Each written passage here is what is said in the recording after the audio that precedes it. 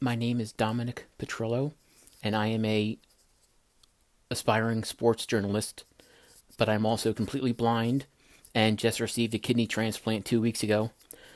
There are many things that make it difficult being blind in this industry, from the lack of accessibility on many websites to not being able to find people willing to work with me. But that's where I will actually say is the hardest part. Yes, that websites are non accessible in a lot of places, but there are a lot that I can find that are, and there's also people willing to help in some cases. Some companies, not so much. They tell me flat out they're never going to become accessible because they really don't care. But other companies are willing to work with you and really work on it. So that is difficult, but I want to say the hardest part is still finding people willing to look past their bias of blind people being for somehow they think they've lost their intelligence when they go blind, or because they're blind from birth they just think they're not as intelligent, and that's not at all the case. Just because I went blind doesn't mean I lost my intelligence. It just means I have to do things in a different manner, which in some ways means I do things in two ways when you can only do them as one. When asked about the adaptation of being blind and how he learned, he said, If you want to learn how to be blind and how we actually do things, not just what's shown on a chalkboard, you have to actually be blind. You have to try and maybe put a blindfold on and never take it off for a year. See how well you do. See if you can actually put your skills to use. And a lot of people can't, and they get frustrated.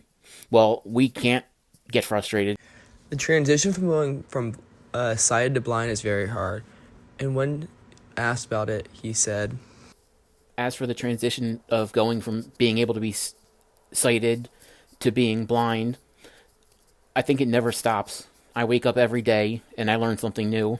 when Dominic is speaking about some of his first memories watching football and its most iconic moments, he talks about the Fog Bowl and says, I have always loved football. The Fog Bowl definitely was an event that I remember. Even now, I can remember sitting in my grandparents' kitchen and turning on the TV and just seeing a gray screen, not knowing that it was so foggy because I missed the opening kickoff. But when I yelled up to them, they said that's actually the game. when asked about Randall Cunningham and his favorite moments, he said, Giants on, I think it was Monday Night Football, but it may not have been, where they tried to tackle him. They tried to tackle Randall Cunningham by diving at his legs, and he just jumped over them and then with one hand did like a push-up, got back up to his feet, and threw a bullet to the end zone for the winning touchdown. Him in his Kelly Green Eagles jersey always stands out to me as my favorite play of all time. And when asked about Canada and his experiences there, he said, when it comes to Canada, it's not even just the boat, it's everything about it. I absolutely loved it, and it was and remains the happiest time of my life. And I will be getting a chance, hopefully in the next couple of years, to go back up there and visit again.